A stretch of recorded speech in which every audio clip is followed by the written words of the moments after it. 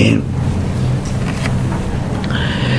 천년의 세월을 우리가 또다시 살 수 있게 되기를 다시 말씀드리면, 첫째 부활에 참여를 함으로써 이 1000년 동안 여러분들이 다시 살 수 있는 그런 소망과 약속의 삶을 살기를 예수 이름으로 부탁을 드립니다.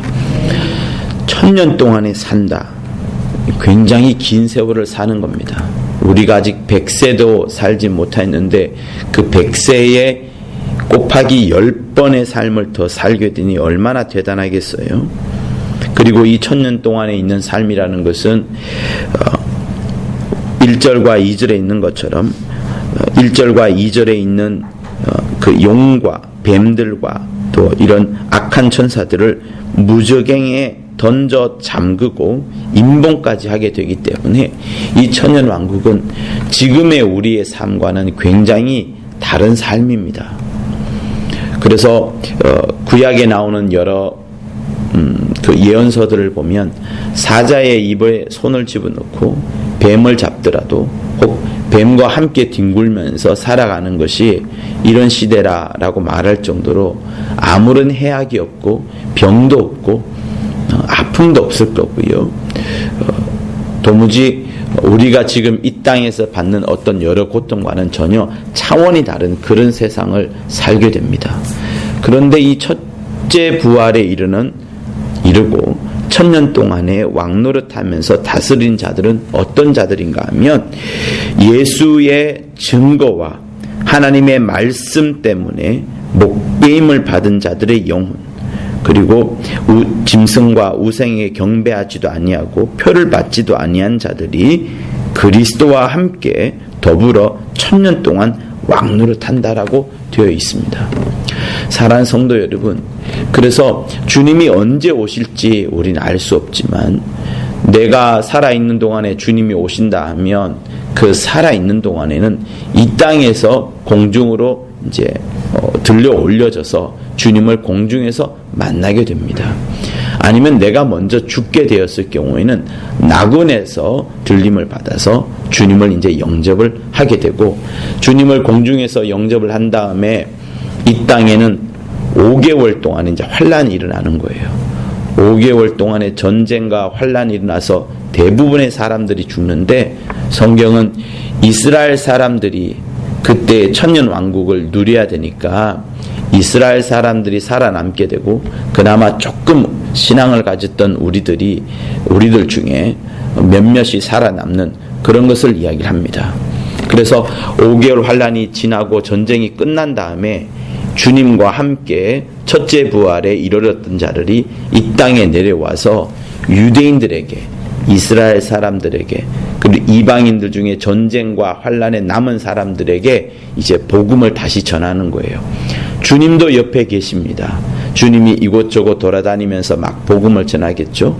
또 첫째 부활에 이른 자들이 그동안에 우리가 1000년 전의 삶에 대해서 이야기를 해주면서 믿음을 가지세요.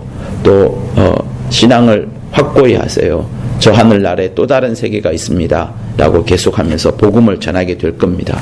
그런데 3절에도 여러분 잠깐 나오다시피 그 후에는 반드시 잠깐 노일이라, 만국을 미혹게 하는 이 용과 뱀과 마귀와 사단이라는 이 자를 잠깐 노일이라는 말이 있습니다. 그래서 이 1000년 왕국 동안에 그들이 배웠던 신앙, 그들이 가졌던 신앙, 아무런 고통이 없죠. 죽음이 없죠. 아픔이 없죠. 우리만큼 힘들지 않습니다.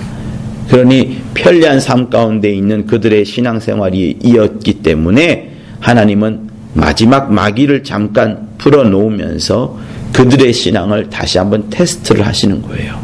그래서 사랑하는 성도 여러분, 우리의 신앙이라는 것은 절대로 고난이 없는 신앙생활이 없습니다. 왜? 주님께서 이미 이 땅에 오셔서 먼저 그가 고난의 관을, 죽음의 고난의 관을 먼저 뒤집어 쓰셨어요. 이렇게 하신 것은 모든 사람으로 하여금 하나님의 은혜를 인하여 구원함을 얻고자 하신 것이 하나님의 뜻이었거든요. 그래서 주님이 그런 길을 가셨기 때문에 우리 역시도 그와 동일한 길을 갈 수밖에 없는 겁니다. 그러면 우리는 이 땅에 살면서 죽음이 있죠, 고통이 있죠, 귀신이 있죠, 마귀가 있으니 얼마나 어려운 신앙생활을 하겠습니까? 그러니 능히 이 땅에서 믿음을 잘만 유지만 한다 그러면 충분히 첫째 하늘에, 첫째 부활에 이르러서 예수와 함께 왕노릇 할 터인데, 만약에 그러지 못한다면 5절에 있는 것처럼 그 괄호 안에 있는 자처럼 그 나머지 죽은 자들은 그 천년이 차기까지 살지 못하더라 하는 이런 자들은 둘째 부활에 이릅니다. 둘째 부활에 이른 자들은 그들이 어떤 신앙을 가졌는지에 대해서 반드시 심판을 받습니다. 예를 들면 교회를 다니긴 하지만 온전한 침례를 받지 않았고 침례가 뭔지를 모르고 하는 자들, 신앙생활하면서 도무지 핍박이나 환난은 전혀 알지 못하고 예수의 이름을 증거한 적도 없고 신앙 때문에 또 목배임을 받은 경험도 없고 하나님의 말씀을 전하려고 몸부림을 치지도 않았던, 소위 말해서 공생애를 걷지 않았던 사람들, 예수를 증거하지 않았던 사람들은 할 수 없이 둘째 부활에 이르게 됩니다. 그러면 둘째 부활에 이르러서 겨우 구원을 받거나 아니면 심판 가운데에서 하나님의 판단, 처분을 이제 받게 되죠. 여러분, 그럴 필요가 뭐 있습니까? 1000년 동안에 잠자고 있을 필요가 뭐가 있겠어요? 지금 우리 살아있는 이때 동안에 많은 환난과 핍박이 있고 어려움이 있고 죽음이 있고 마귀가 들끓고 귀신이 들락날락하는 이 공간들 속에 있지만, 그때에도 하루하루 내가 성도들을 찾아가서 주의 복음을 전하고 예수 이름을 증거하고 목 베일 정도로 담대하게 하나님의 말씀을 증거하는 것이 우리에게 최고의 지금 해야 될 의무요, 또 저 하늘나라에 들어갔을 때 1000년 동안 왕노릇하는 첫째 부활에 있는 그 기회가 되어가는 겁니다. 그래서 사랑하는 성도 여러분, 여러분들이 이 새벽에 나오는 것만도 쉽지 않은 신앙생활을 하고 있는 겁니다. 잘 나오셨습니다. 또 이 밤에 또한 기도할 때에도 성도들이 하지 못하는 기도를 또한 내가 하고 우리 가족이 하지 못하는 기도를 때 내가 함으로써 정말 나는 예수의 증거를 가진 자다, 하나님의 말씀 때문에 목배임을 받을지라도 꼭 말씀을 전하는 자다, 절대로 우상과 세상과 타협하지 아니하고 끝까지 그리스도와 손을 붙잡고 그리스도와 더불어 1000년 동안 왕노릇할 만큼 정말 제대로 한번 신앙생활을 하리라 하는 그런 마음으로 이 시간에 기도하고 또 살아가는 우리 모두가 되었으면 합니다. 할렐루야. 우리 이 시간 예수 한번 하며 기도할 때 꼭 첫째 부활에 이르도록 예수를 증거하는 자, 주의 이름을 말하는 자, 말씀에 하나님의 말씀을 전달하는 자 되게 해달라고 기도하시겠습니다. 예수여, 주의 함께하여 주심이 우리 모두에게 있게 하여